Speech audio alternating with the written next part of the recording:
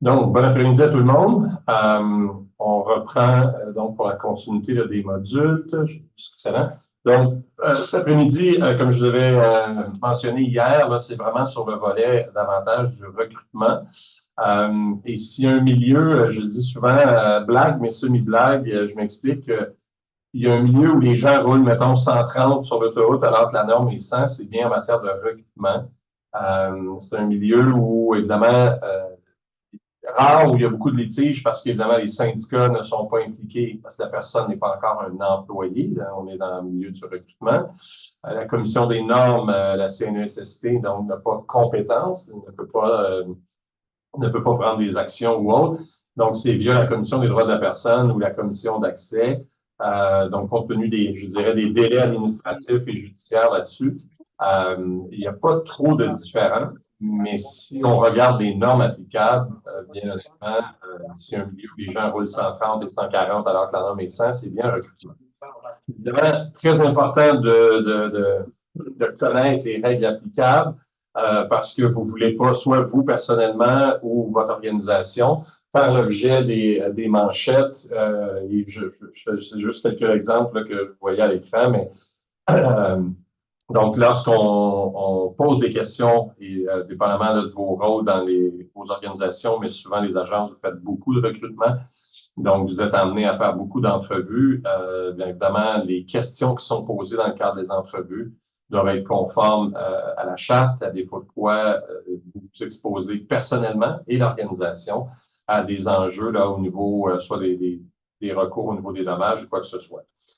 Et idéalement, donc, vous ne voulez pas vous retrouver dans les manchettes. Donc, plan de match, on va regarder un peu au début les principes généraux, mais qui sont hyper importants à bien saisir dans le volet du pré-emploi. Ensuite de ça, on va regarder un peu les médias sociaux, antécédents judiciaires, les références, les enquêtes de crédit, les tests de dépistage, tests médicaux et les fausses déclarations. Là, donc, tous des éléments qui sont souvent, sans dire des enjeux, mais qui peuvent être interpellés, qui peuvent vous interpeller pendant le processus de pré-emploi. Donc, au niveau de, faites attention, peut-être quelqu'un qui n'est pas en mute complet, donc juste valider vos mics, vos micros.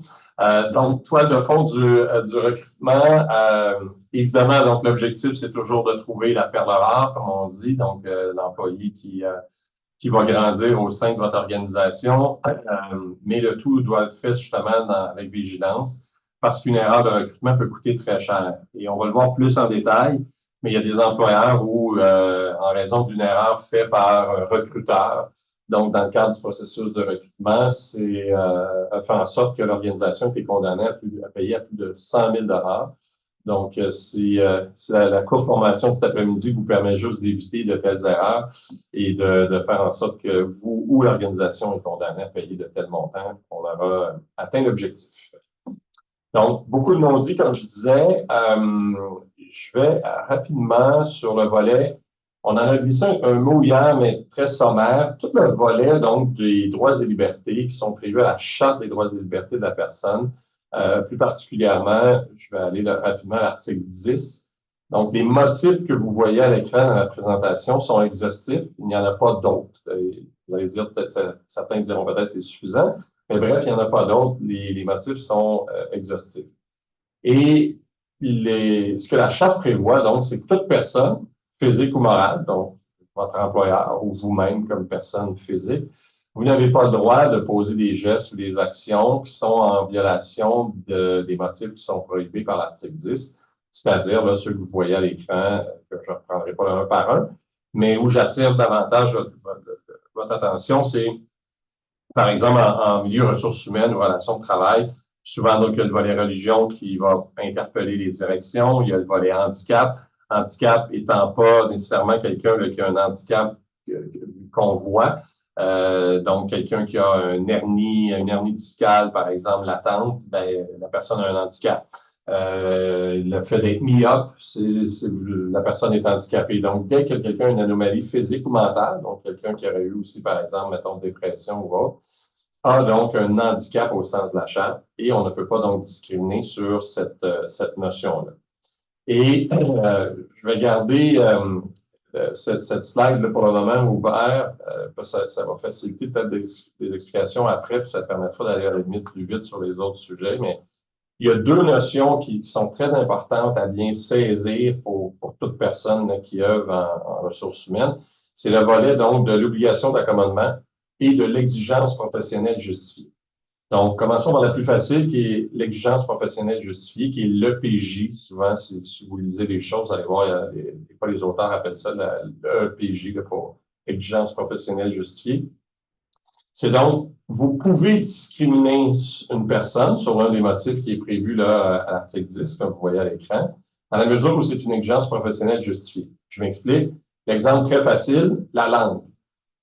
Vous cherchez un candidat ou une candidate pour un poste de réception ou réceptionniste là, dans une organisation qui est au centre-ville de Montréal. Évidemment, vous allez demander que la personne ait une connaissance de l'anglais et du français, ou peut-être même d'une autre langue, mais à tout le moins de l'anglais-français très souvent. Donc, à la base, donc en principe, c'est de la discrimination sur la langue, parce que vous discriminez quelqu'un qui ne parlerait pas, par exemple, l'anglais ou le français, mais ça devient une exigence professionnelle justifiée en ce sens que pour occuper un tel poste, il faut être en mesure de parler le français et l'anglais, donc vous allez pouvoir discriminer quelqu'un qui ne parle pas les deux langues. À l'inverse, c'est pour ça qu'on appelle ça un EPJ, le fardeau est sur vous, organisation, vous devez démontrer que c'est une exigence professionnelle justifiée.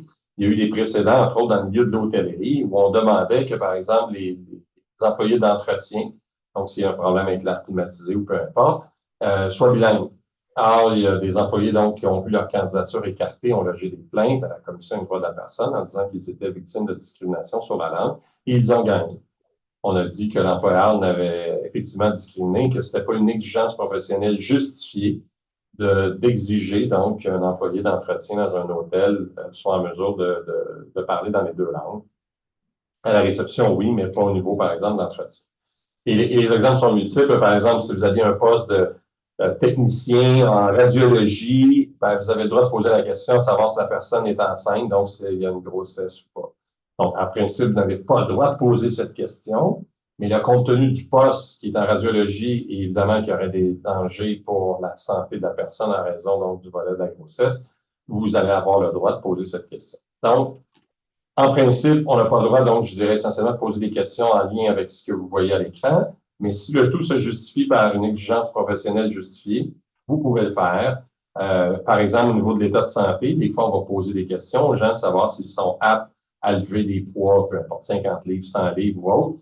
Le tout va être justifié uniquement, évidemment, s'il y a un lien avec l'emploi, c'est une exigence professionnelle justifiée. Donc, on va prendre un exemple facile. Vous avez un poste à combler dans un entrepôt, la personne devra lever des boîtes, par exemple, à maintes répétitions, puis un poids X, Y, Z.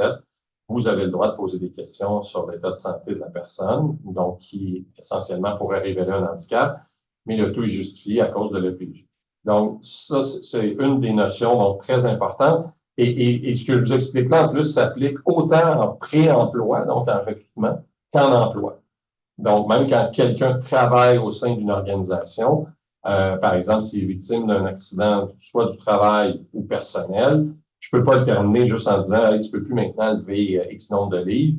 Je vais devoir donc, parce qu'à première vue, c'est une violation sur la base d'un handicap, et je vais devoir, à ce moment-là, faire, et ça m'amène à la deuxième notion, faire l'exercice de l'obligation d'accommodement. Donc, deux notions importantes, le PJ, l'exigence professionnelle justifiée, qu'on vient d'expliquer, et l'autre qui est l'obligation d'accommodement. L'obligation d'accommodement étant que lorsque j'ai une pratique, une politique, une norme qui viole à première vue l'un des motifs prévus à l'article 10 de la Charte, j'ai à ce moment-là l'obligation d'accommoder, de faire l'exercice d'accommodement avec la personne jusqu'à une contrainte excessive. C'est quoi une contrainte excessive? Évidemment, c'est subjectif. Donc, ça dépend beaucoup des faits de chaque situation. Mais je vais vous donner des exemples. Je trouve toujours une image vaut 1000 mots.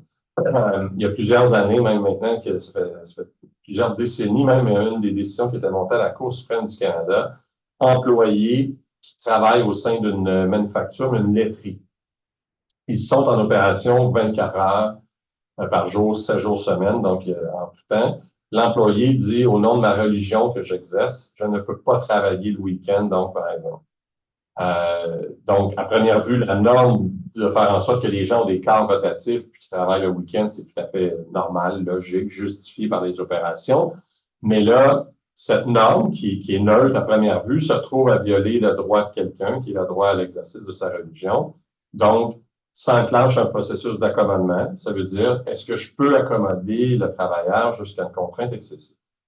Ça signifie quoi? Donc, ça veut dire que dans ce cas précis, donc, qui était Alberta Dairy Pool, le nom de l'employeur, donc c'était les autres travailleurs et ses collègues vont devoir travailler plus de dimanches. Donc, si en principe, on travaillait tous 8 dimanches par année, peut-être que là, les autres vont travailler 10 dimanches. Dans ce cas, donc, la Cour a reconnu que ce n'était pas excessif d'accommoder monsieur et de faire en sorte que les autres travailleurs, donc, travaillent plus de dimanches. Évidemment, ça crée un climat de travail, des fois, probablement ardu et difficile. Mais au nom du respect des droits et libertés, il faut accommoder jusqu'à une contrainte excessive. Je reprends cet exemple. Évidemment, c'était une PME avec, disons, 8 travailleurs et ça fait en sorte que les 7 autres travaillent 10 ou 12 dimanches de plus. Ça se peut que la conclusion soit différente. Et à ce moment-là, on va conclure que c'est une contrainte excessive et on ne peut pas accommoder l'individu. OK, je pense que j'ai entendu. Donc, et ce principe, c'est ça, s'applique autant, encore une fois, c'est important, là, s'applique autant en pré-emploi qu'en emploi. Donc, vous avez l'obligation d'accommoder si jamais, justement, par exemple, en emploi, quelqu'un avait un accident de travail ou personnel ou autre et soulevait qu'il y avait un handicap, vous allez avoir l'obligation de l'accommoder. Je vous donne un exemple différent, mais qui illustre encore le propos. Vous avez un employé qui, par exemple, s'absente du travail, donc vous le sanctionnez et vous arrivez au jour où vous allez le congédier. Au moment du congédiement, l'individu vous informe qu'il y a un problème de consommation. Il est toxicomane et il vous demande de l'aide. Ben, en principe, donc, vous ne pourrez pas, si l'individu accepte de collaborer, c'est-à-dire d'aller, par exemple, en cure de désintoxication, soit dans une cure fermée ou ouverte, mais de prendre une thérapie, vous ne pourrez pas le congédier parce que votre obligation d'accommodement fait en sorte que vous allez devoir lui permettre, vous n'allez pas à le payer pendant qu'il est en congé, pendant le traitement, mais vous allez devoir maintenir le lien d'emploi.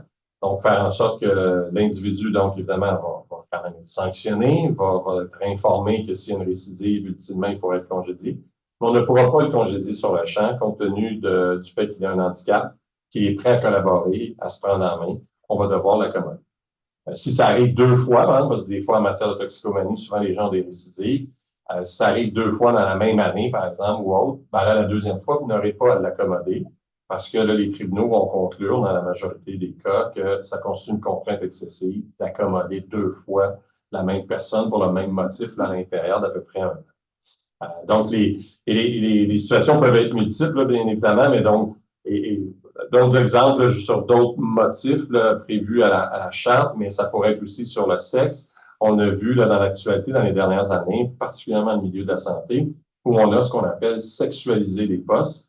Ça veut dire quoi? C'était que j'affiche un poste et je veux un infirmier ou une infirmière, mais je spécifie le sexe, donc, dans le fond, que je recherche.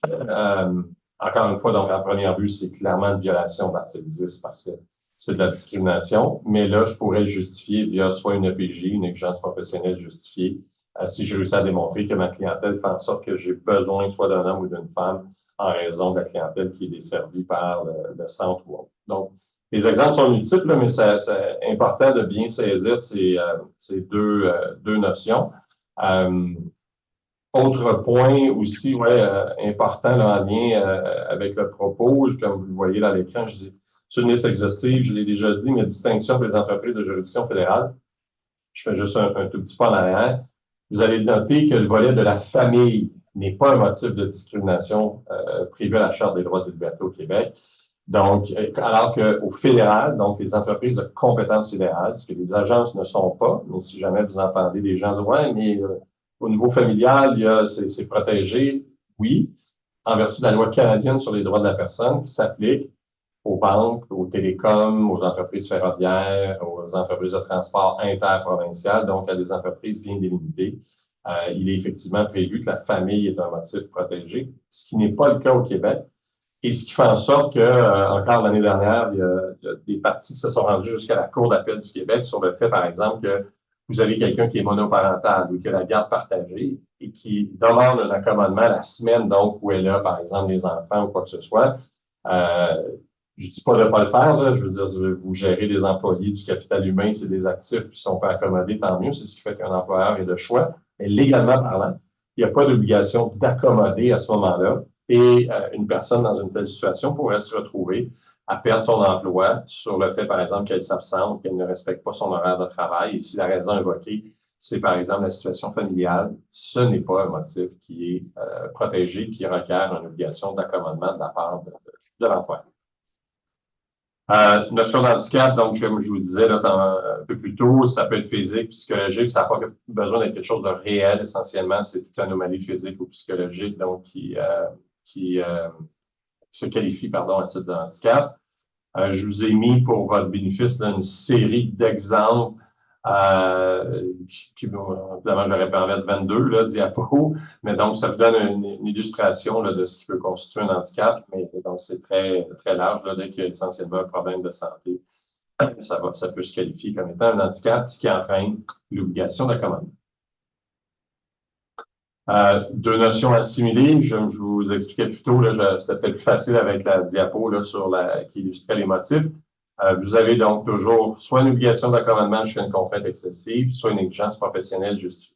Juste pour illustrer encore le propos, puis ça l'illustre bien, là, et ce qui fait des fois que les médias sont contents de faire du temps d'antenne sur ces notions. Des fois, je m'explique. Rappelons-nous, par exemple, quand il y avait eu la situation ou la crise potentielle reliée au SRAS. On a eu la COVID après, mais avant, il y avait eu un risque d'une pandémie reliée au SRAS qui a été contrôlée. Donc, les employés dans les établissements hospitaliers du Québec, et pas juste vraiment au Québec, mais au Canada, donc, devaient toujours être en mesure donc, de porter un masque si jamais on détectait là, une trace, par exemple, sur un patient dans un hôpital. À première vue, on se dit, OK, il n'y a pas de problème de porter le masque. Mais là, oui, il y a un problème parce que le masque pourrait être d'avoir une possibilité d'être très étanche, pardon. Il faut être très rasé. Et là, évidemment, donc, vous pouvez voir venir, certaines personnes donc disaient qu'en raison de l'exercice de leur religion, ils ne pouvaient pas être frais rasés. La part de la barbe faisait partie de l'exercice de leur religion. Ce qui fait en sorte donc que j'ai une obligation d'accommodement. Donc, là, l'obligation d'accommodement s'enclenche à savoir, peut-on accommoder ces gens jusqu'à une contrainte excessive? La réponse essentiellement à l'époque, c'était, il existe un masque, effectivement, sur la planète qui ne requiert pas des gens d'être frais rasés. Coût du masque, à peu près 1 500 $. Alors que l'autre masque est probablement de 5 ou 10 $ l'unité.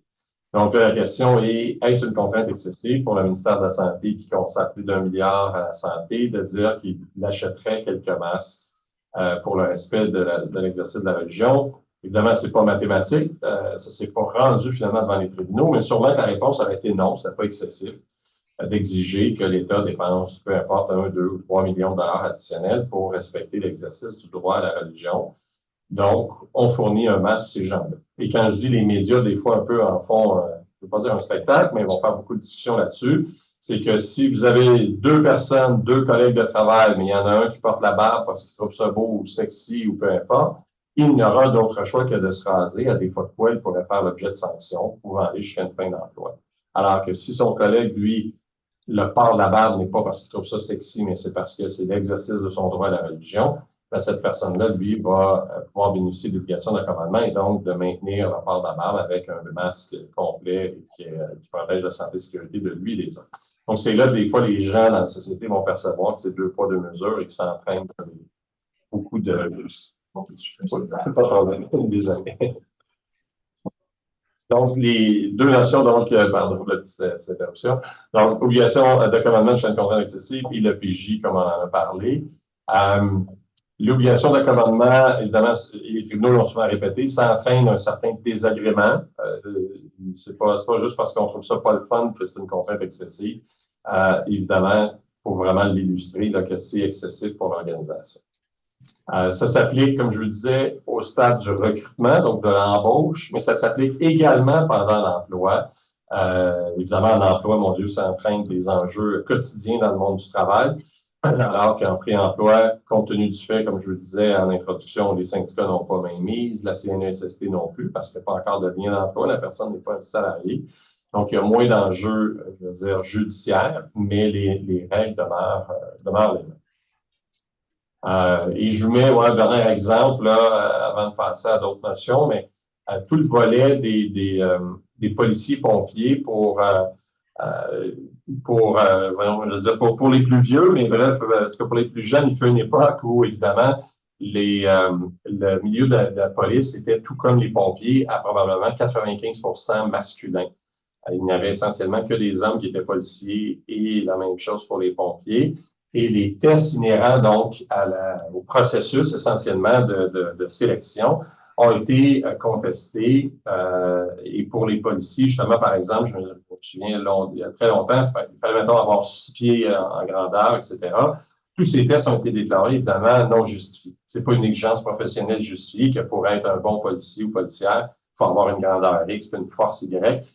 Donc, le retrait de ces tests qui étaient davantage physiques a fait en sorte donc qu'aujourd'hui, heureusement, il y a, je ne sais pas s'il y a une parité totale, là, mais en tout cas, à tout le moins, très, très proche, si on n'est pas une parité, entre hommes et femmes.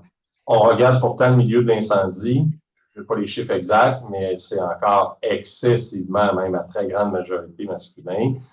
C'est pas juste parce qu'il y en a un qui est plus boys club que l'autre. Les deux avaient essentiellement les mêmes ratios qu'il y a quelques décennies en termes de recrutement.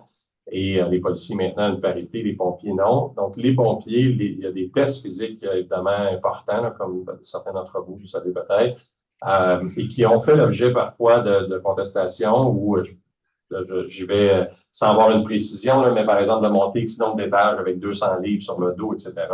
Ce qui fait en sorte qu'évidemment, physiologiquement, souvent, ça va éliminer davantage de femmes que d'hommes. Ces tests ont été reconnus comme étant légitimes, négligents, professionnels, justifiés. Et ce qui fait un peu en sorte, ou qui explique sûrement, qu'encore en 2025, on est loin d'une parité dans le service d'incendie, contrairement au service policier. Donc, ça illustre le volet du linguiste, là, je l'illustrais, mais ça illustre bien le volet de l'EPJ, l'exigence professionnelle justifiée. Je vous ai mis, je vous ai mis pour votre bénéfice quelques articles de la charte au-delà des propos. Donc, l'article 16, sans faire lecture, là, mais vous allez voir, c'est l'article qui fait que, quand je vous dis, ça s'applique dans toutes les sphères, c'est-à-dire dans le mode pré-emploi, recrutement et pendant l'emploi. Vous voyez, donc, c'est assez clair, on ne peut pas exercer de discrimination, bon, embauche, etc., etc., etc. Donc, les règles et les principes discutés s'appliquent dans tous ces espaces.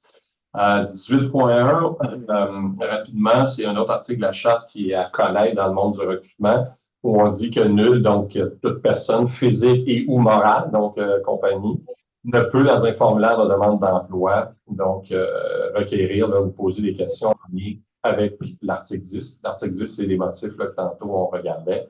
À moins que le tout est vraiment nécessaire à l'application donc de l'article 20. L'article 20, c'est l'EPJ, l'exigence professionnelle justifiée. Puis, à moins que ce soit un programme d'accès à l'égalité, évidemment, que vous avez avec le gouvernement ou autre, là, à ce moment-là, vous êtes justifié de discriminer pour favoriser une personne. 18.2, on va en parler plus tard, c'est tout le volet des antécédents judiciaires, donc je passe rapidement, là, on va en parler un petit peu plus tard. L'article 20, comme je vous disais, c'est ce qu'on appelle l'EPJ, l'exigence professionnelle justifiée. Comme vous voyez, une distinction, exclusion, préférence fondée sur des attitudes ou qualités reprises, et réputées non discriminatoires. C'est ce qui fait que si je démontre que ça me prend quelqu'un qui parle deux langues, ben, je peux discriminer quelqu'un qui en parle juste une, etc., d'une certaine force physique ou autre.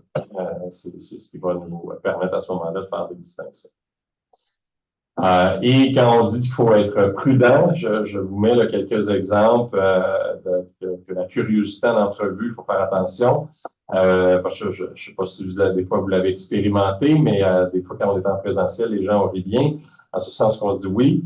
Ça arrive souvent, c'est je vous mets la situation, hein, on rencontre un candidat ou une candidate en entrevue, on est préparé, et là, il s'ajoute des fois, soit un superviseur ou autre, qui a un intérêt, mais qui arrive à l'entrevue un peu à l'improviste.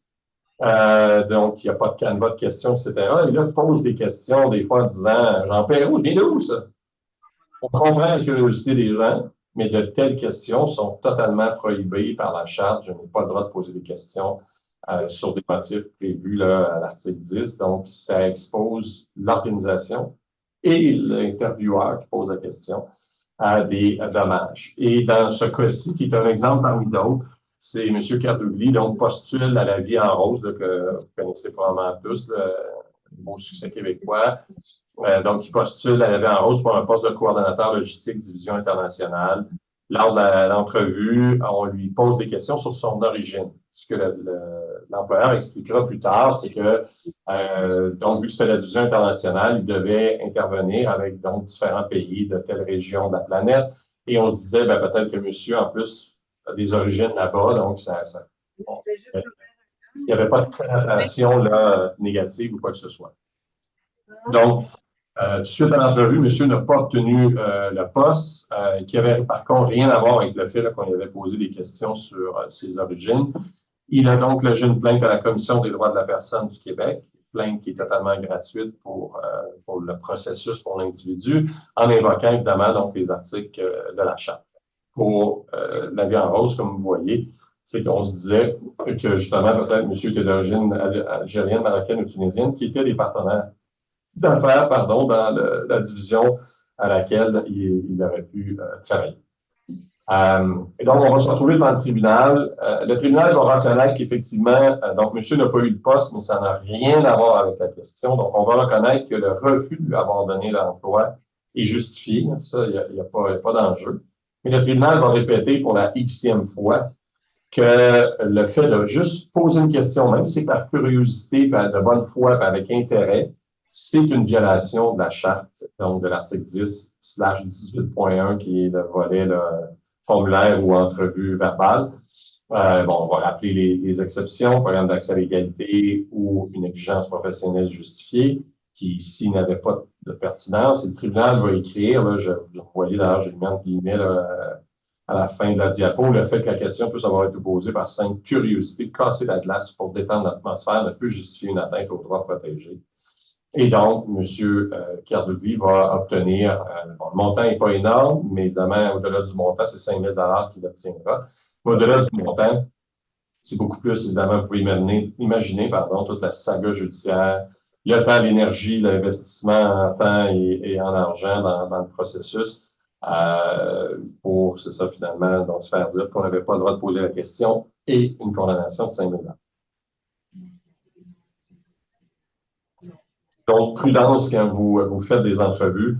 Évidemment, la meilleure solution, le meilleur outil que je peux vous suggérer, c'est d'avoir un certain canevas de questions. Ça évite de déroger trop ou de se laisser tenter des fois par la familiarité ou une certaine curiosité qui vous entraînerait à poser des questions sur des choses qui, je ne sais pas, la personne est-elle mariée, a-t-elle des enfants, c'est quoi son origine ou quoi que ce soit. Dès que vous posez ces questions, vous êtes en violation de la Charte. Je ne veux pas dire que la personne va se plaindre, là, mais je veux dire, vous vous exposez à risque, vous et l'organisation, parce que la plainte peut être logée contre l'organisation, mais et ou contre l'intervieweur. Donc, l'intervieweur aussi il y a des précédents là, où la personne qui posait la question a également été condamnée. Donc, très grande prudence est de mise. Ici, je vous ai mis, c'est plus pour votre gouverne, ça vient même de la Commission des droits de la personne. C'est un peu, dans le fond, moi, je pourrais dire, est-ce que telle question est bonne ou pas, ou est-ce que ça viole un motif prévu dans la Charte?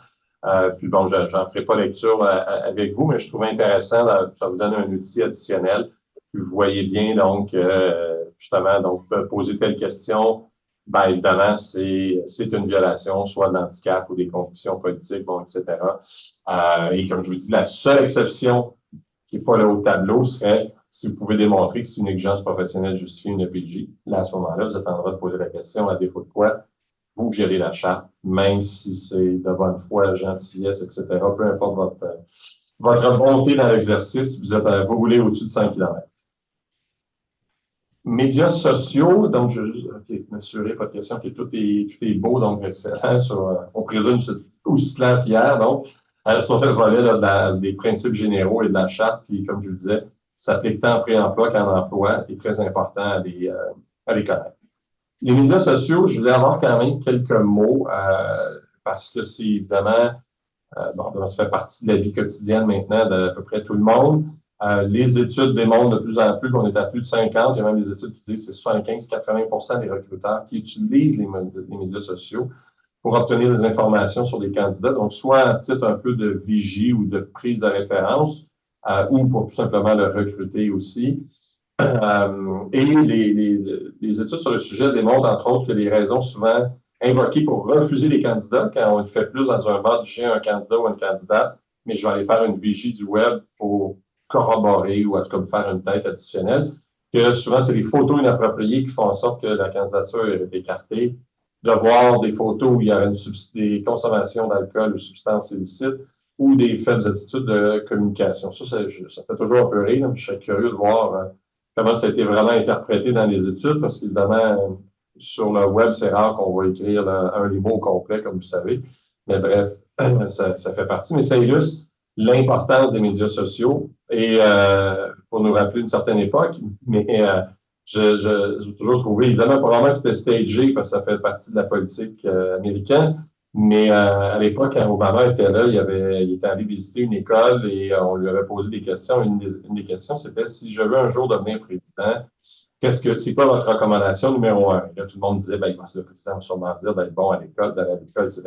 Et pas du tout. Sa réponse était ce que vous voyez là à l'écran essentiellement, qui se résumait à dire faites attention à ce que vous mettez sur le web, parce qu'évidemment, ça va vous suivre vraiment toute votre vie.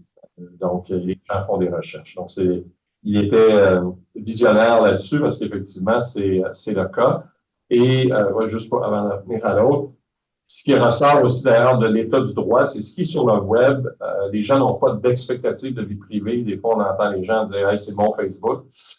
Je vous annonce que d'aller lire votre contrat de 150 pages que vous n'avez vraiment pas lu quand vous avez votre profil.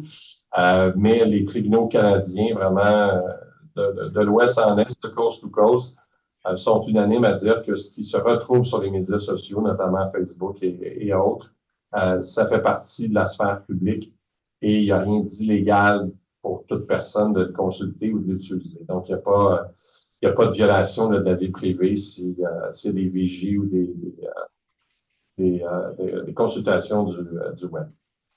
Et au contraire, des fois, ça illustre, c'est une situation d'emploi, là, mais ça illustre la portée un peu de tout ça. Évidemment, parce que le concept s'applique en pré-emploi, mais s'applique également en emploi. Et dans ce dossier, c'est M. Ritchie, donc, qui a travaillé pendant 2 quarts de travail au sein de résidences pour une clientèle qui avait des déficiences intellectuelles ou des limitations physiques. Donc, il a travaillé un peu moins de 16 heures et on l'a terminé parce qu'il ne répondait pas aux attentes, aux exigences du poste. Monsieur va aller écrire sur le Spotted de cette île, pardon. Bonjour. Je fais grâce, je ne fais pas lecture de tout. Je pense que les présentations vous ont été transmises derrière, là, donc vous les avez peut-être même sur votre propre écran. Mais on voit que monsieur a une très grande prose donc il écrit évidemment sûrement pas des qualités. Donc, il se vide le cœur sur l'organisation alors qu'il était là 2 quarts. Et il laisse sous-entendre même qu'il y aurait de la brutalité au sein de l'employeur avec les patients. Donc, ce qui va entraîner une enquête publique que le ministère de la Santé va effectuer et que la conclusion de l'enquête, c'est non, ce sont 2 résidences qui sont tout à fait correctes et tout ce qui est là-dedans est faux. On va donc poursuivre monsieur en disant qu'il y a eu diffamation à l'égard de l'organisation. Rappelons-nous, monsieur a travaillé 2 quarts de travail, il était préposé, donc il gagnait sûrement pas de 100 de l'heure. Et la conclusion, donc, c'est effectivement, le tribunal va reconnaître que les propos tenus par M. Ritchie sur Spotted, donc d'où l'intérêt des fois de faire des vigies de vos boîtes sur ce qui se dit sur vous, donc sur l'organisation, sur le web. Et donc, monsieur a été condamné à payer 17 500 et ça fait quand même, ça fait 2016, donc ça fait quand même 9 ans. Donc, 17 500 pour les propos qu'il avait tenus sur Spotted et qui étaient non fondés. Donc, évidemment, 17 500 net pour quelqu'un qui était préposé. Je pense que les vacances annuelles vont y avoir passé et bien plus. Donc, faites attention si vous écrivez, mais aussi, donc, aussi à avoir de jeter un œil des fois sur ce qui se dit ou s'écrit sur le web. Un dernier exemple, Digital Shape, c'est dans le contexte d'un licenciement. l'organisation, donc l'employeur licencie une employée qui est Mme Walker, qui travaille comme spécialiste. Il n'y a pas d'enjeu là-dessus. Vraiment, elle est terminée, tout le monde est de bonne foi, tellement même qu'il y a une quittance de signer avec Madame où elle renonce à tout recours, qu'on lui verse, un peu comme on a vu hier, là, donc une indemnité de délai congé, donc communément appelé des severance, qui lui est versée. Et on va trouver donc par la suite sur les Rate My Employer de ce monde ou les Glassdoor et autres là, qui sont tous des sites où souvent ça probablement le club des ex un peu, là, les gens vont écrire sur leur employeur. C'est rare que les employés actifs prennent le temps. Souvent, c'est plus quand ils ne sont plus là. Mais bref, donc, on constate le commentaire que vous voyez à l'écran qui laisse suggérer, évidemment, donc, que ce n'est pas un employeur de choix. Et on réussit à identifier clairement que c'est Mme Walker qui écrit ce commentaire-là. D'ailleurs, elle ne n'ira pas ultimement. Donc, l'employeur poursuit Mme Walker devant la Cour supérieure en disant qu'il y a eu, évidemment, diffamation par ses propos. Il fait grâce de tous les détails, là, mais ultimement, je vous mets un peu de passage de la Cour. La Cour va effectivement conclure qu'il y a eu diffamation, que les propos de Mme Walker sont une violation de ses obligations de loyauté et de confidentialité à titre d'ancien employé. Là, évidemment, le juge va avoir pitié un peu parce que la dame gagne 47 500 par année, d'une part. D'autre part, le dossier était très litigieux au niveau judiciaire, donc il aurait dû assumer l'ensemble de ses coûts qui auraient dû être sûrement très élevés. Donc, le juge l'a condamné à payer 11 000 ce qui n'est pas énorme, mais quand même, là, après tout la saga judiciaire, va donc condamner la dame à payer 11 000 à son ancien employeur en raison des propos qu'elle avait tenus sur Rate My Employer. Donc, conseil personnel, si vous allez en écrire, faites attention, mais aussi conseil plus professionnel, vous pouvez aller consulter parfois, là, c'est ça, je veux dire, le web au sens large pour voir ce qui se dit, entre autres. Ça peut être fort pertinent pour une prise de décision. Ça va. Donc, quoi retenir, ça, sur les médias sociaux? Donc, contenu, évidemment, d'une page Facebook, il n'y a pas d'expectative de vie privée. La diffusion constitue, évidemment, un paramètre important, c'est-à-dire, donc, le web, n'importe qui y a accès, ce qui fait en sorte que les gens ne peuvent pas prétendre avoir une expectative de vie privée. Adoption d'une politique, on le suggère toujours dans les organisations. Vous avez peut-être déjà des politiques internes là, sur, évidemment, comment se comporter sur le volet des médias sociaux. Et le volet, je mets le départ d'un employé, là, on départ du pré-emploi, mais c'est intéressant. Tout le volet, je mets 2 congédiements en gras souligné. Où ce que je veux identifier, puis ça vous donnera des outils à la limite additionnels, c'est qu'il est tout à fait possible de congédier quelqu'un 2 fois, 3 fois, 4 fois. Vraiment, habituellement, les gens disent ben, ça va pas bien, Perrault. Donc, ça va très bien, je m'explique. C'est que si vous terminez quelqu'un aujourd'hui, puis même, je vais vous donner, c'est le premier exemple que je vais vous donner, c'est même un cas très réel, là, qui a été même tranché devant les tribunaux, donc je vais vous donner tout le détail, mais donc, l'employeur rencontre un employé, l'informe que son emploi est terminé en raison de ses ajustements. L'individu, donc, se désorganise, traite les représentants de l'employeur de tous les noms, même menace de lancer sa chaise. Donc, finalement, il quitte. Comme Mme Montpetit, je pense que vous n'êtes pas en mieux. Donc, l'individu, par contre, a été congédié une fois. L'employeur a la vigilance et d'esprit de dire, ben, écoutez, je vais retourner une deuxième lettre à l'employé pour lui dire, écoutez, vous avez été congédié, mettons, le 27 février. Or, lors de notre rencontre du 27, vous avez eu des ajustements tout à fait inappropriés. Donc, vous êtes recongédié dans la mesure où vous contestez votre premier congédiement avec succès. Donc, le salarié a contesté, s'est retrouvé devant le tribunal. Là, il y a eu le débat à savoir est-ce qu'on peut congédier quelqu'un 2, 3 fois. Le tribunal a dit absolument, on peut. Ça devient un congédiement avec conditions suspensives, pour prendre le terme légal. C'est-à-dire que le deuxième, il dépend de ce qui arrive avec le premier. Si le premier congédiement est confirmé, ben, il devient inutile et caduc. Si, par contre, le premier congédiement est annulé, le deuxième devient effectif. Et dans le cas que je vous soulignais, donc le tribunal a dit qu'effectivement, l'employeur n'avait pas de motif pour congédier le salarié quand il l'a rencontré le 27, c'était insuffisant. Donc, il réintègre l'employé, mais là, la phrase suivante, le tribunal dit, mais sur le deuxième congédiement, l'employeur est tout à fait en droit de congédier monsieur parce que la façon qu'il agit de façon agressive, etc., c'est inacceptable. Donc, je confirme le congédiement de monsieur. Donc, ça illustre bien l'importance d'avoir fait, je vais dire, un deuxième congédiement, parce que sinon, monsieur aurait été réintégré avec plein de compensation. Ici, ben, on a eu la vigilance d'esprit de dire oui, il est congédié, mais c'est pas grave, ce qu'il a fait, c'est inacceptable et on va l'informer qu'il est, entre guillemets, congédié à nouveau. Et ça a permis donc de sauver le tout. Donc, tout ça pour dire que si jamais vous avez congédié un employé puis que vous voyez qu'il écrit sur les médias sociaux des propos abusifs, inappropriés, vous le rencontrez, peu importe, à un magasin, puis il vous traite de tous les noms alors parce que vous étiez son superviseur ou directeur ou directrice, ben, c'est pas parce qu'il a été congédié une fois qu'il n'y a pas matière à intervenir. Donc, si effectivement il a été congédié mais qu'il conteste, puis c'est toujours en attente, vous êtes tout à fait non seulement justifié de le faire, mais c'est fortement recommandé d'intervenir à nouveau et d'informer la personne qu'elle est congédiée à nouveau. Donc, ça fait en sorte que si le premier congédiement est perdu de votre côté, le deuxième pourra l'être. Et souvent, par expérience, ça va entraîner tout simplement une entente à l'amiable entre les parties.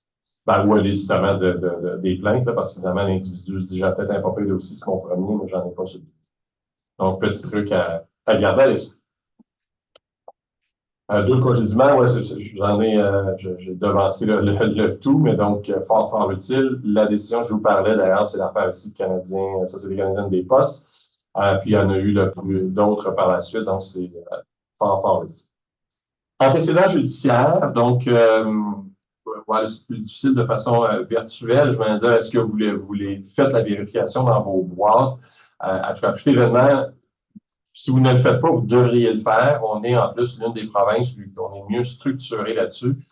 Très facile à faire avec SOQUIJ, là, qui est la SOQUIJ, Société québécoise d'information juridique, où on peut aller sur le web ou dans un palais de justice. Là, mais bon, c'est rare maintenant, on va se déplacer, mais dans un palais de justice, c'est même gratuit. Il y a des ordinateurs dans toutes les entrées des palais de justice, vous pouvez les consulter. Parce que sur le web, vous allez sur leur site, puis vous payez à l'utilisation. Et on peut vérifier si tout le monde qui est ici aujourd'hui a des antécédents. Évidemment, idéalement, ça prend la date de naissance pour circonscrire vraiment la personne. Donc, si la personne s'appelle, je ne sais pas, Mario Tremblay, évidemment, il va en avoir 500 si je n'ai pas la date de naissance. Avec la date de naissance, à ce moment-là, je sais que j'ai la bonne personne. Donc, mais c'est très facile. Et c'est légal, tout à fait, là-dessus, il n'y a pas de débat, c'est tout à fait légitime et légal de vérifier les antécédents judiciaires de quelqu'un. C'est tellement légal même que le législateur a prévu dans la Charte des droits et libertés qu'on peut discriminer quelqu'un qui a des antécédents dans la mesure où il y a un lien avec l'emploi, donc entre les antécédents et l'emploi. Je vous laisse l'article en faire lecture pour vous-même. Où le débat va survenir parfois, c'est évidemment le lien. Il faut vraiment qu'il y ait un lien direct. Là. Des fois, la blague, j'ai un peu fou que le lien soit en majuscule, gras, souligné. Donc, c'est pas parce que quelqu'un, par exemple, qui postule pour un poste de journalier dans un entrepôt, puis qui aurait déjà été condamné pour, je sais pas, possession de stupéfiants il y a 5 ans, que vous ne pourrez pas l'embaucher à cause de ça. Bon, vous allez avoir l'information. Est-ce qu'il y a d'autres candidats qui étaient meilleurs que lui? Peut-être, mais vous ne pourrez pas invoquer uniquement les antécédents pour écarter la candidature. Évidemment, si la personne a été condamnée pour pédophilie, puis elle veut travailler avec des enfants ou quoi que ce soit, ça va de soi qu'il y a un lien direct. Mais c'est une notion qui est subjective, évidemment. Donc, des fois, il peut y avoir des débats si l'unique motif de refus d'embauche est en lien avec les antécédents judiciaires. Je vous ai mis des exemples juste pour illustrer que justement, malheureusement, ce ne sont pas des mathématiques, là, mais donc des exemples où le lien a été reconnu. Donc, quand je dis lien reconnu, c'est qu'on a permis soit de refuser d'embaucher ou de congédier quelqu'un à cause des antécédents, parce que donc la condamnation est arrivée alors qu'elle était en emploi. Donc, une enseignante en coiffure, il y a eu des accusations reliées au trafic de stupéfiants, condamnation, et on a dit qu'il y avait un lien suffisant. C'est un peu douteux, mais bref, le volet de l'enseignement fait en sorte probablement qu'on a reconnu que le lien était suffisant. Pompier répondant, premier répondant, pardon, il avait été condamné pour agression sexuelle, donc on a effectivement reconnu qu'il y avait un lien direct et qui justifiait tout à fait une fin d'emploi. Et il y en a d'autres, le préposé aux bénéficiaires avec des accusations de vol et de fraude, préposé à l'entretien ménager où il y avait un dossier bien garni là, pour trafic de drogue, incendie criminel, introduction pour infraction, puis extorsion. Par contre, vous allez voir aussi des situations de liens non reconnus. Donc, un concierge au sein d'une commission scolaire qui avait quand même un dossier assez intéressant, la menace de mort, voie de fait, condamné à 3 reprises. On a jugé qu'il n'y avait pas de lien suffisamment direct. Commission scolaire de Montréal, un enseignant aux adultes qui avait été embauché, qui est tombé en invalidité. Pendant l'invalidité, on l'a fait expertiser. Il est ressorti d'expertise qu'il avait omis de divulguer qu'il avait tué sa conjointe, qui avait été condamnée pour homicide, donc involontaire, meurtre au 2e degré. Et on a conclu qu'il n'y avait pas de lien assez direct ici entre le fait d'être un meurtrier et d'enseigner aux adultes. Donc, c'est pour ça que je vous disais, c'est une variable là qui, on tombe sur un être humain qui nous entend, donc dépendamment de ses valeurs, évidemment, le lien direct qui est plus difficile parfois ou moins difficile. Et je vous en ai mis là, plusieurs pour illustrer le tout sur le sujet. Mais bref, sur les antécédents judiciaires, tout avantage, honnêtement, à les vérifier. Très, très simple à faire. Le seul bémol que je vous mets, c'est pas juridique, là. Le seul bémol sur les antécédents judiciaires, c'est que si vous le faites vous-même, donc vous allez rentrer, mettons, le nom d'un individu, date de naissance, Enter, et là, ça va vous dire s'il n'y en a pas, il n'y en a pas, ça va marquer aucun primitif. S'il y en a, ça va écrire genre, mettons, en 1998, condamné à vertu de l'article 335 du Code criminel. Et là, ça va être écrit, mettons, prison, 3 mois. Puis bon, vous avez vraiment toutes les étapes du processus judiciaire qui a été suivi.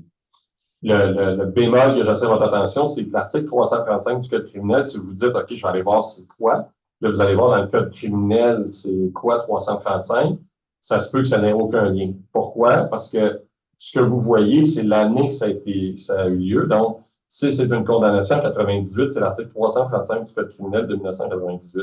Or, le Code criminel a pu faire l'objet de 45 amendements depuis, et ça se peut que cet article 335, c'est maintenant l'article 428. Donc, ça va vous prendre des tables de concordance, et c'est la raison pour laquelle souvent les organisations défèrent le tout à l'externe à des firmes qui vérifient le tout. Mais il est juste là le petit obstacle additionnel pour s'assurer ou vérifier c'est quoi le motif de l'accusation qui avait été portée pour la condamnation de Kutcher. Prise de référence, donc à savoir est-ce qu'on peut prendre des références sur quelqu'un. Évidemment, en 2025, de plus en plus d'organisations, je vais dire malheureusement ou heureusement, là, mais peut-être malheureusement parce qu'on se prive d'informations, mais de plus en plus d'organisations pour éviter donc tout problème juridique ou de poursuite potentielle refusent systématiquement de donner des références ou disent aux gens, si vous en donnez, c'est en votre nom personnel. Nous, comme employeur, on n'en donne plus, on donne juste une attestation d'emploi où on va dire que monsieur ou madame a travaillé de telle date à telle date, qui est votre seule obligation légale. Donc, sur les prises de référence, important, donc, si vous en prenez ou si vous en donnez, évidemment, d'avoir un consentement écrit excessivement important, sinon vous allez vous retrouver en violation des lois sur l'accès, soit la loi privée ou la loi publique. Les renseignements communiqués doivent être reliés, évidemment, à l'emploi et véridique, excessivement important, et s'assurer d'avoir un consentement mutuel. Ce que je veux dire par ici, je pense que j'avais même formulé peut-être plus loin, mais bref, j'en parle tout de suite. Le consentement mutuel, puis je vous dirais même, honnêtement, faites la vérification dans vos boîtes actuelles. Encore aujourd'hui, malheureusement, des fois, les formulaires de consentement, c'est très facile à corriger, mais ont une petite erreur. Je m'explique. Des fois, ça va être écrit genre, bon, mettons, j'autorise Rayon Perrault à communiquer avec mes anciens employeurs pour obtenir des références. C'est parfait. Moi, je suis autorisé à les appeler, mais eux ne sont pas autorisés à me parler. Et ils ne devraient pas me parler d'ailleurs, parce que s'ils me parlent, ils violent leurs obligations légales. Donc, quand on fait signer un consentement important, quand je dis mutuel, ça veut dire j'autorise, mettons, Rayon Perrault à communiquer mes anciens employeurs pour obtenir des références à mon égard. Et par le fait même, j'autorise ceux-ci à divulguer des renseignements sur moi. Donc, c'est j'autorise la personne qui va prendre les références, mais j'autorise aussi la personne répondante à en donner pour s'assurer, donc, justement, je ne me retrouve pas à soit violer la loi ou à me faire dire, mais malheureusement, je ne peux pas obtenir de référence parce que le consentement, il est juste je veux dire, un one-way, il est juste à l'égard de la personne qui communique. Donc, très important que vos formulaires de consentement soient mutuels. Quand je dis mutuel, c'est-à-dire que tant la personne qui communique que la personne qui donnera de l'information sont autorisées. Et c'est simple à corriger. Et après ça, ben, ça vous protège là, contre tout enjeu. Un exemple parmi d'autres, mais c'est un des exemples les plus, je vais dire, virulents en termes d'argent et qui illustre l'importance que quand on donne des références, il faut s'assurer que les informations sont véridiques. Donc, M. Taillefer, compère Transat, et c'est un cas quand même qui remonte, vous allez voir, c'est initialement à Transat, puis on ne le voit pas dans la référence officielle, mais le dirigeant qui a donné la référence est poursuivi aussi personnellement. Et la Cour supérieure, initialement, va condamner le dirigeant qui a donné les références et Air Transat à payer 250 000 $. Donc, quand je vous disais que vous-même, quand vous donnez des références et autres, si vous exposez personnellement, c'est un bon exemple. Là. Je ne sais pas si Air Transat a ultimement payé pour son employé, mais officiellement, les deux ont la responsabilité égale. Donc, Air Transat pourrait demander à son employé de payer avec elle le 250 000 à l'époque. Le montant va diminuer un peu à la Cour d'appel, on va voir. Mais essentiellement, donc, M. Taillefer, c'est un ancien pilote de chez Air Canada. Il quitte pour aller chez Air Canada. D'Air Transat, pardon. Il est chez Air Transat, il quitte pour aller chez Air Canada. Et chez Air Canada, à la fin de la période d'essai, à peu près un an plus tard, on va mettre fin à son emploi. Et essentiellement, Air Canada l'informe qu'ils ont pris cette décision, notamment après avoir pris les références qui ont démontré que monsieur, c'était probablement, pas probablement, c'était écrasé avec un simulateur, que sa fin d'emploi chez son ancien employeur, c'était peut-être pas clair que c'était une démission. Donc, M. Taillefer va poursuivre la personne qui a donné les références et Air Transat. Le tout va se rendre jusqu'à la Cour d'appel et finalement, Air Transat et le dirigeant vont être condamnés à payer 171 411. Donc, c'est quand même pas rien, plus intérêt évidemment avec des frais de chacun. Et ce que la Cour va dire, c'est qu'effectivement, M. Taillefer, oui, s'était écrasé avec un simulateur, mais il y a une façon de divulguer les renseignements. La façon que ça avait été fait ici, ça laissait sous-entendre qu'il était un mauvais pilote, alors que plusieurs pilotes dans les mêmes circonstances auraient eu le même résultat avec le simulateur. Et aussi de laisser sous-entendre que c'était peut-être pas une démission qui était arrivée, c'était peut-être un congédiement et autres. On portait atteinte à sa réputation parce que ce ne sont pas des faits nécessairement véridiques, mais bien une interprétation personnelle. Et donc, ils ont été condamnés à payer 171. Donc, excessivement important de faire attention quand on donne des références. Je sais que souvent, même les agences sont bonnes avant quand ils prennent des références en disant le réembaucherez-vous. Mais si vous êtes la personne qui répondez à cette question, c'est très délicat parce que les faits, la réponse que vous allez donner, si elle est basée sur des interprétations et autres, pourrait vous exposer à des poursuites par la suite en diffamation sur la base des mauvaises références. Et l'affaire de Bellefeuille-Morissette, je vous l'illustre parce que c'est effectivement clairement un cas de référence. Et il s'ajoute un autre élément intéressant à connaître, le volet de l'enregistrement. Ici, Bellefeuille-Morissette, essentiellement, c'est Mme Bellefeuille, elle travaille pour un employeur où Mme Morissette travaille. Elle est une des directrices. Elle perd son emploi et elle va avec une de ses amies, donc, demander d'appeler son ancien employeur et d'enregistrer la conversation. Donc, Mme Bellefeuille est chez elle avec son amie, ils appellent Mme Morissette, elle est enregistrée à son insu et on va lui demander comment Madame était quand elle était employée, parce qu'on la recommande. Et on va dire essentiellement, dès qu'elle a été embauchée, la plaignante, donc, elle est une fauteuse de troubles aussitôt qu'elle est syndiquée. C'est le mot à mot dans le verbatim, entre autres, qui est reproché. Il y a d'autres éléments, mais c'est l'un des éléments principaux. Donc, on va dire que c'est de la diffamation de dire ça, évidemment, à un employeur potentiel.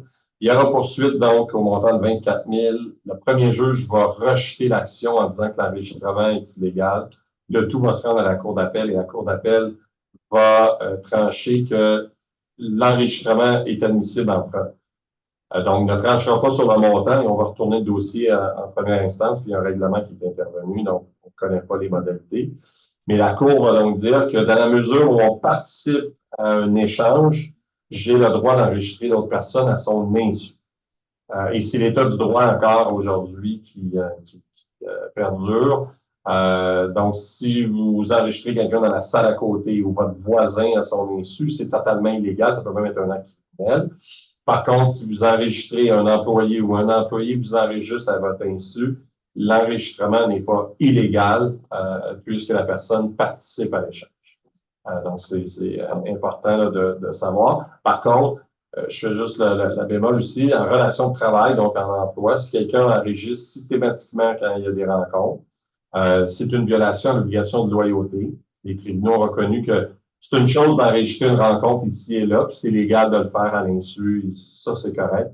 Mais il en demeure pas moins qu'en milieu de relations de travail, on est basé sur un lien de confiance, puis d'enregistrer quelqu'un systématiquement à son insu, c'est une violation de l'obligation de loyauté. Il y a eu, par le passé, entre autres, une employée dans une ville qui enregistrait systématiquement ses supérieurs. Elle en avait, je pense, pour 13 ou 14 rencontres. Et finalement, quand ça a été su par l'employeur, ils l'ont congédié. Et l'employeur a gagné sur la prémisse que, bon, d'enregistrer une fois, ça aurait été correct, mais de le faire systématiquement, ça constitue une violation de l'obligation de loyauté. Et donc, le congédiement avait été confirmé. Donc, intéressant à connaître. Donc, attention à l'enregistrement, notamment quand vous donnez plutôt des références, quand vous en prenez, il n'y a pas vraiment d'enjeu, mais quand vous en donnez, gardez à l'esprit, ça se peut que vous soyez enregistré. Pour éviter habituellement tout stratagème, c'est obtenir copie de l'autorisation, donc le consentement. Je prends l'exemple Bellefeuille-Morissette. Si Mme Morissette avait eu la vigilance de dire « Envoyez-moi le formulaire de consentement qui m'autorise à donner des références, puis ça va me faire plaisir. » Il n'y aurait pas eu d'enjeu. Donc, bien important de demander copie du consentement et transmettre bien évidemment des faits objectifs, donc de ne pas se laisser aller par les émotions, sinon ça vous expose à des enjeux par la suite peut-être juridiques. Question? Non, tout est bon. Enquête de crédit. Donc, sur le volet des enquêtes de crédit, on trouvait important d'avoir un mot pourquoi, dépendamment des boîtes, mais il y a encore des boîtes qui aujourd'hui font des enquêtes de crédit de façon assez systématique sur des candidats ou candidates. En principe, c'est illégal. Je vous donne la conclusion d'emblée. La raison, je pense simple, c'est qu'évidemment, pour faire une enquête de crédit, ça prend le numéro d'assurance sociale, qui est un renseignement nominatif totalement personnel. Donc, les tribunaux ont conclu qu'il n'est pas nécessaire, je vais vous expliquer un peu après le nécessaire de l'apporter, mais il n'est pas nécessaire d'avoir le numéro d'assurance sociale pour évaluer la candidature d'une personne, à savoir si elle peut être apte à combler un poste. Et le nécessaire est interprété par les tribunaux. D'où vient le nécessaire? C'est le mot utilisé dans la loi sur la protection des renseignements personnels. Et le mot nécessaire est interprété comme étant indispensable. Donc, les tribunaux ont conclu qu'il n'est pas indispensable de connaître le dossier de crédit de quelqu'un pour savoir s'il est un bon ou une bonne candidate. Des fois, les gens disent « Ouais, mais c'est un poste de comptable. » Ouais, mais c'est pas parce que quelqu'un a un mauvais dossier de crédit qu'il va voler. Il n'y a pas d'équation, il n'y a pas d'études qui démontrent ça. Donc, il n'y a pas... puis il y a aussi même, il y a des précédents, c'était des boutiques de luxe. Et on disait, hey, nous, il faut vérifier le crédit parce que si la personne n'a pas un bon dossier de crédit, elle va voler notre matériel, que ce soit des montres, des manteaux, peu importe, des vêtements. Encore une fois, les tribunaux ont reconnu qu'il n'y avait aucune équation et qu'on n'a pas le droit de demander un dossier de crédit. Cela dit, encore une fois, ça rejoint ce que je vous disais en introduction. Beaucoup de gens roulent 120, 130. Donc, si vous ne faites pas prendre la VL, sachez juste qu'en principe, c'est une violation, effectivement, des obligations législatives.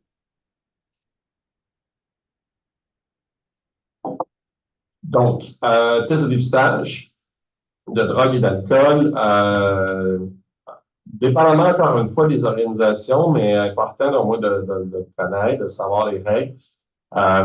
Il y a des secteurs d'activité où on fait des tests de dépistage en pré-emploi. C'est comme assez systématique, dépendamment des secteurs. C'est un endroit où on roule 130, alors que la norme est 100, en ce sens que essentiellement, il n'y a pas de décision rendue en pré-emploi encore à ce jour. Il y en a en emploi. Et en emploi, justement, on n'a pas le droit de faire des tests de dépistage aléatoires de drogue. Aux États-Unis, on peut faire du random testing comme on veut. Au Canada, c'est illégal. Essentiellement, les seules situations où on peut faire des tests de dépistage, c'est la loi nous y oblige. Très peu de situations que la loi oblige les employeurs à faire des tests de dépistage. Pilotes d'avion, certains postes dans le milieu ferroviaire, c'est à peu près tout. Les camionneurs qui vont aux États-Unis, parce qu'aux États-Unis, on est obligé d'avoir un log de tests de dépistage et autres. Donc, à ce moment-là, un employé canadien, mais qui va aux États-Unis, donc compte tenu qu'il va aux États-Unis, il accepte de soumettre à leur législation, ce qui fait en sorte que quand il revient au Canada, son employeur canadien pourrait faire des tests de dépistage. Et l'autre situation, c'est quand on a, comme c'est écrit là, une raison valable ou suite à un accident, qui est un peu la raison valable, de penser que quelqu'un a un problème. Donc, des comportements typiques, on a eu une dénonciation, on constate là, dans l'attitude de la personne. Donc, à ce moment-là, on est en droit de cibler, d'exiger, bien d'exiger un test de dépistage. C'est tout. Donc, en emploi, on n'a pas le droit, donc c'est encore la plus forte raison comment en pré-emploi, on pourrait avoir le droit d'exiger des tests de dépistage de drogue. La commission des droits de la personne prend la position, c'est illégal. Comme je vous dis, il n'y a pas de décision encore des tribunaux, mais ça serait difficile de justifier de pouvoir faire de tels tests de façon systématique. Et si vous en faites un, gardez juste à l'esprit, puis vous allez voir, on va faire le lien avec ce qu'on a vu au début au niveau de la charte. Si vous faites un test de dépistage à quelqu'un et que le test de dépistage s'avère positif et qu'il vous dit donc qu'il y a un handicap, qu'il aimerait ça se faire prendre en main et autres, techniquement, vous aurez une obligation d'accommodement. Je suis très conscient qu'en pratique, vous allez probablement juste dire à la personne qu'il n'est pas retenu puis qu'il y en a 3 autres qui sont retenus parce qu'il était meilleur en entrevue.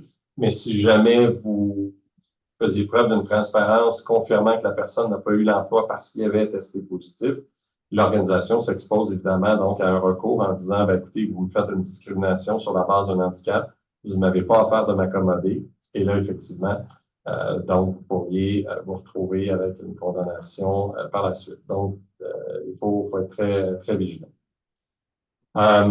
Donc, les dépistages, ça, je vous disais, au hasard ou autre, sont. Oui, là, je dirais, il y a 3 situations qu'on peut faire des tests. Un, comme je disais, la loi vous y oblige, vous avez des motifs. Ou le troisième, c'est suite à un problème de consommation. Donc, c'est en emploi, évidemment, là, mais donc j'ai un employé ou une employée, la personne est partie en invalidité, elle avait un problème de consommation. Quand elle revient au travail, je pourrais la tester, elle, pendant à peu près 1 an, donc pendant 12 mois de façon aléatoire. Donc, elle revient aujourd'hui, pendant la prochaine année, je pourrais dans 2 mois, 3 mois, 4 mois dire, je veux un test d'urine, ou je veux un test capillaire, ou un test de salive, qui sont habituellement les 3, salive, urine ou capillaire. On prend quelques poils, puis ça permet au laboratoire de savoir si la personne a consommé de la drogue, et si oui, lesquelles, puis la période qu'elle l'avait consommé. Ça va, ouais, ça. Tests médicaux, donc d'exiger un examen médical. Donc, c'est justifié de le faire, le principe, là, tout à fait. Il faut qu'il soit orienté vers l'emploi, par contre.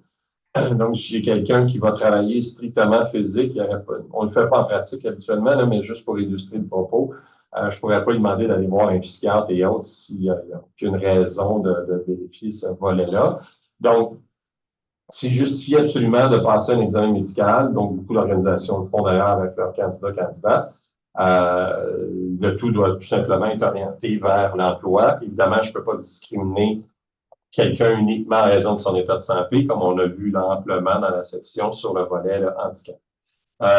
Truc très pratico-pratique, là, évidemment, d'éviter des offres d'emploi conditionnelles. Ça veut dire quoi? C'est encore aujourd'hui, en 2025, des organisations où ils vont dire à quelqu'un, vous en allez à l'examen médical, pardon, dans le fond, on vous embauche, conditionnel à la réussite de l'examen médical. Le gros risque pour l'organisation d'avoir une telle approche, de ne pas se garder un bassin de candidats ou candidats d'avant, c'est qu'à partir du moment où vous dites à la personne, je vous embauche conditionnel à l'examen médical, si l'examen médical s'avère négatif, bien évidemment, si vous refusez l'embauche, c'est sûr et certain que vous venez de discriminer sur la base donc de l'état de santé, donc handicap, vous voyez la roue, la personne pourrait alléger une tête à la commission des droits de la personne et vous alléguez que vous avez omis de faire l'exercice d'accommodement. Les tests, donc je vous ai mis un peu en rafale, je ne les prendrai pas là tous, mais il y en a que c'est surtout des fois en emploi.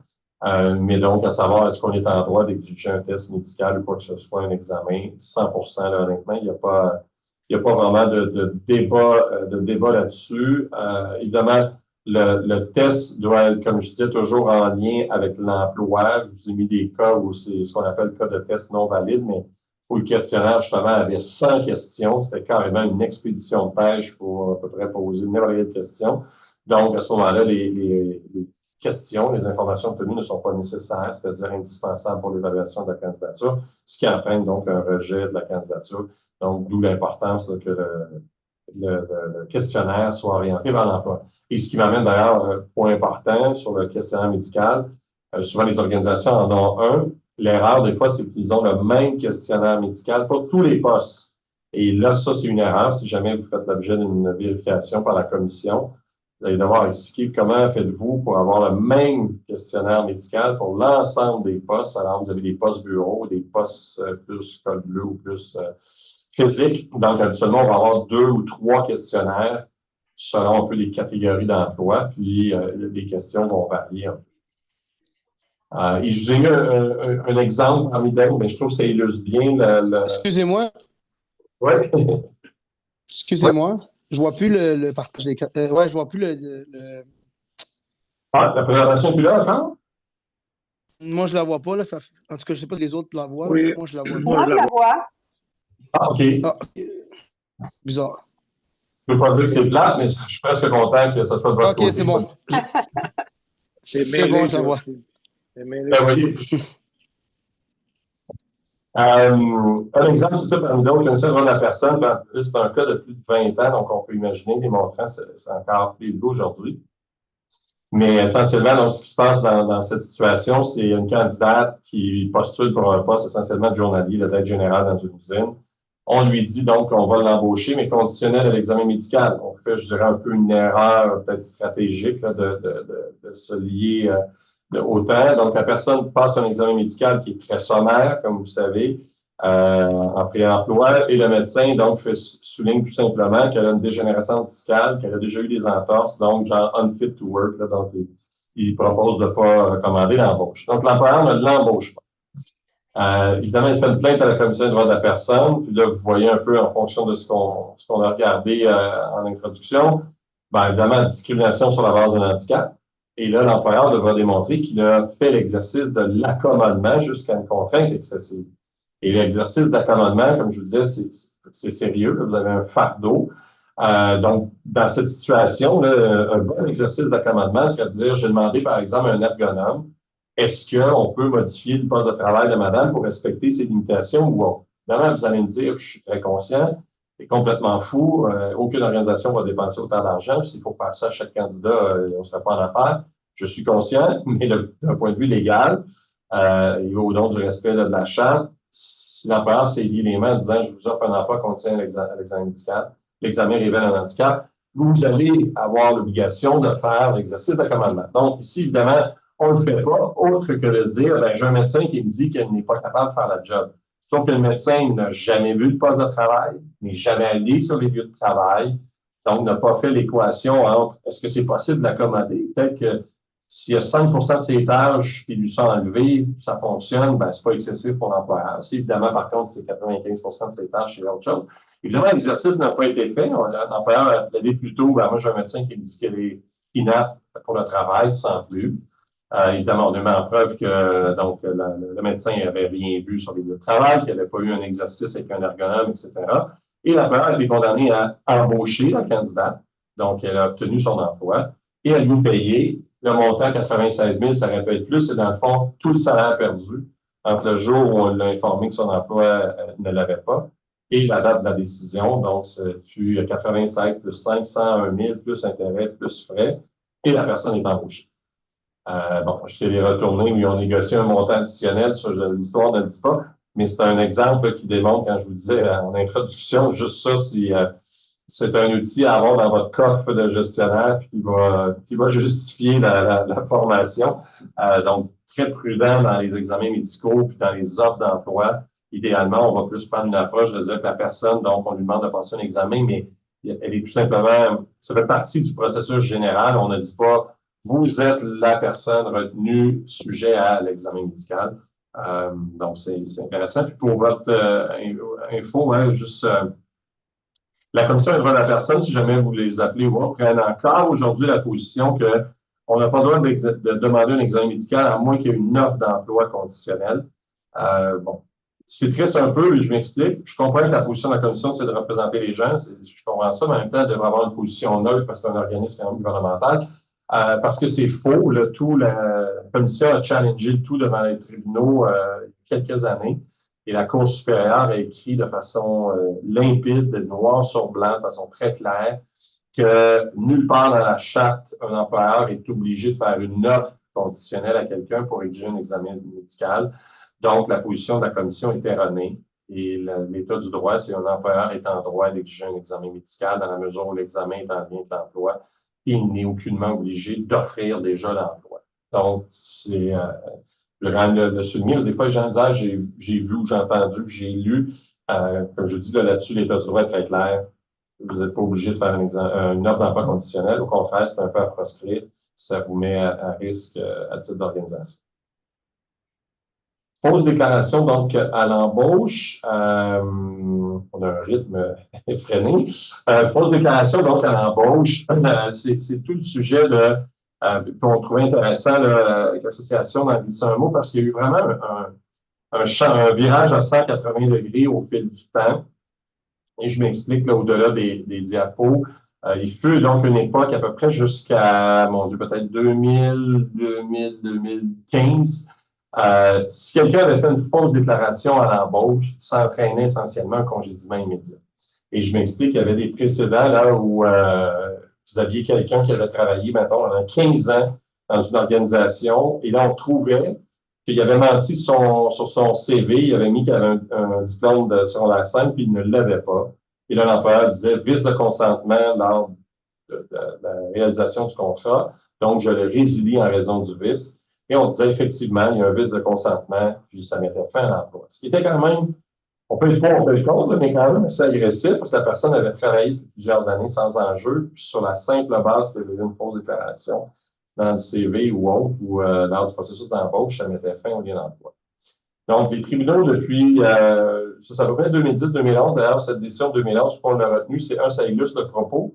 Et le tribunal fait vraiment une analyse exhaustive de l'ancienne école versus maintenant la nouvelle.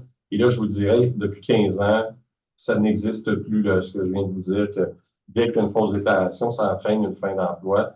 On n'est plus là.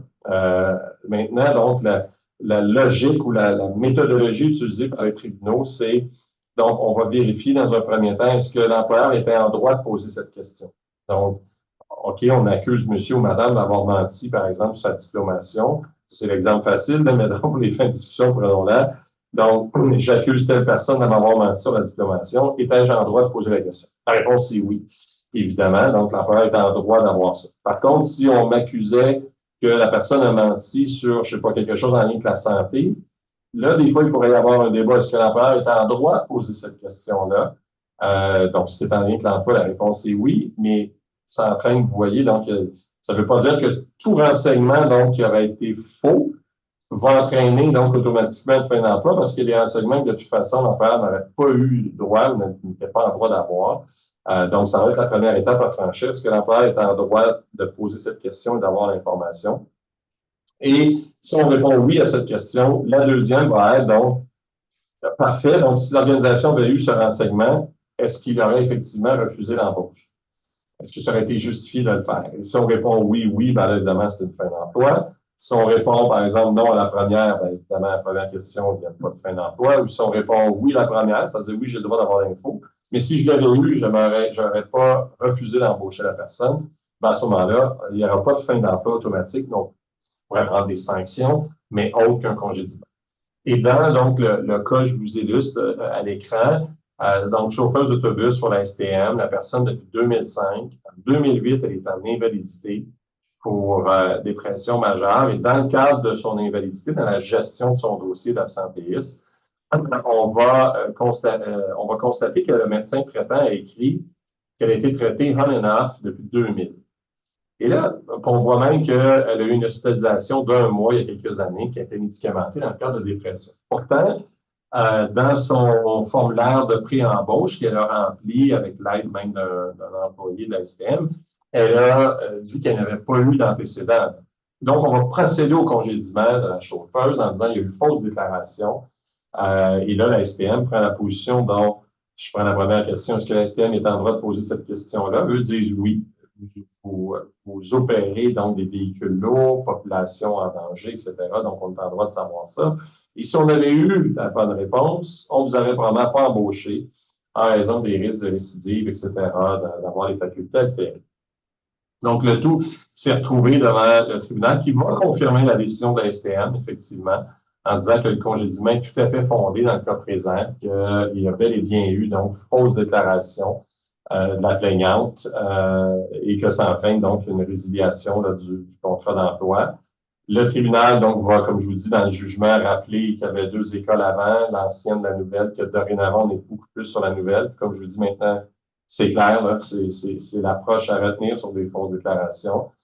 Donc, il va le faire un peu en 2 temps, là, comme vous voyez à l'écran, les questions posées, donc, étaient utiles. Donc, dans un premier temps, est-ce qu'on est en droit de poser la question? La réponse, c'est oui, on est en droit de poser la question. Et est-ce que, justement, si on avait eu je veux dire, la bonne réponse, est-ce qu'on aurait été en droit d'écarter sa candidature? Et le tribunal va reconnaître que tout à fait oui, comme vous voyez un peu, là, en disant que l'état de santé mentale, la consommation, etc., c'est un risque incompatible avec la conduite donc d'un autobus au sens du règlement là, sur les conditions d'accès. Puis évidemment, l'employeur a une obligation de santé et sécurité, non seulement de ses employés, là, mais de la sécurité des usagers et de la population. Donc, en matière de fausse déclaration, c'est vraiment le test en 2 étapes là, qui est à retenir. Mais, on en a parlé. Oups. Et ça fait, j'en arrive déjà à la conclusion. Donc, rapidement, un peu sur des fois les recours et autres. Puis après, s'il y en a qui ont des questions aussi, là, ça me fera plaisir. Donc, évidemment, comme vous avez vu, évidemment, il faut être prudent parce que vous pouvez engager votre propre responsabilité. Comme vous avez vu, entre autres, le dirigeant de la Transat s'est retrouvé condamné à payer lui-même 171 000 $ et son employeur. Donc, c'est vous qui posez les questions, vous avez donc une imputabilité. Et de faire attention parce que, comme vous l'avez vu pour la charte, la simple curiosité de poser des questions et autres peut faire en sorte que vous vous retrouvez en violation de la législation. Donc, soyez très, très prudents. Petit truc, si jamais vous faites beaucoup d'entrevues, d'avoir un canevas de questions, des fois, ça évite de déroger. La pertinence des renseignements, nécessité du consentement au niveau des références. Donc, ça va éviter de faire l'objet d'un enregistrement à votre insu ou d'un stratagème contre vous si vous demandez à la personne de vous envoyer le formulaire de consentement. Et les recours, donc, sont ouverts aux gens en matière de pré-emploi, parce qu'hier, on a parlé beaucoup de la CNESST, de la Cour supérieure contre du Québec. Là, ici, évidemment, on est en pré-emploi, donc la personne peut aller à la Commission des droits de la personne. Processus gratuit, un peu comme la Commission des normes. Le bémol, la commission est nettement sous-financée au Québec et les délais sont monstrueux. Par expérience, là, je veux dire, juste un dossier, des fois, au stade de l'enquête peut prendre 2, 3 ans. Et j'ai bien dit au stade de l'enquête. On va juste savoir dans 3 ans si le dossier est fondé à première vue. On n'est pas rendu à être déféré au tribunal ou quoi que ce soit. Donc, c'est vraiment une tristesse là-dedans. Là, pour des fois, les patronales, c'est une bonne nouvelle, mais en même temps, c'est triste parce qu'il ne devrait pas avoir abus. Commission d'accès à l'information, donc si jamais des gens pourraient se plaindre là, s'il y a des demandes, numéro d'assurance sociale, etc., qui seraient erronées, des recours civils, donc évidemment, ça, personne ne peut toujours prendre un recours au supérieur du Québec. Et je souligne les ordres professionnels, je ne sais pas s'il y en a d'entre vous qui sont membres d'ordres professionnels, par exemple, l'ordre des conseillers en ressources humaines agréées. Mais il faut être très prudent. D'ailleurs, la référence que je mets là, c'est l'ordre des CRHA, donc des conseillers en ressources humaines agréées, où vous aviez une directrice dans une méga organisation, plus de 10 000 employés. Et il y a eu, donc, par la Commission des droits de la personne, une étude, une analyse de leur questionnaire médical. Et on a conclu que le questionnaire, donc, avait été erroné sur certains points. Et parallèlement, donc, il y a une plainte à l'ordre professionnel. L'ordre enquêté a donc dit que la membre, quand même, il faut le faire, c'est une directrice, mais d'une compagnie, d'une organisation de plus de 10 000 employés, c'est quand même pas elle qui gère tout. Mais bref, l'ordre a pris la position qu'à titre de membre de l'ordre des conseillers en ressources humaines agréées, elle avait dû s'assurer que le questionnaire était adéquat et correct. Et pour la sanctionner, ils lui ont donné donc une amende de 2 500 avec une réprimande et avec une ordonnance de ne pas participer à un processus de sélection pendant une période prédéterminée et un engagement à suivre des formations. Donc, vous voyez, là, c'est ça, il faut faire preuve de prudence, même si ça rejoint un peu ce que je vous disais d'emblée. Souvent, les gens roulent le 120, 130 en matière de pré-emploi. Sachez, des fois, il peut y avoir un policier sur le radar. et vous attraper. Puis effectivement, là, il peut y avoir des enjeux déontologiques dans le professionnel et aussi au niveau civil. Je ne sais pas s'il y a des questions ou autres, ça va me faire plaisir là, d'y répondre. Très clair, merci. Sinon, donc, ben, écoutez, ça complète ce deux modules en speed, je ne veux pas dire speed dating, mais donc en speed training. Et donc, ben, écoutez, meilleure des chances pour la suite. J'espère que vous aurez plus d'outils dans votre coffre de gestionnaire pour éviter tout enjeu. Merci à vous. Merci. Merci beaucoup. Intéressant. Super intéressant. Merci beaucoup. Merci. Merci.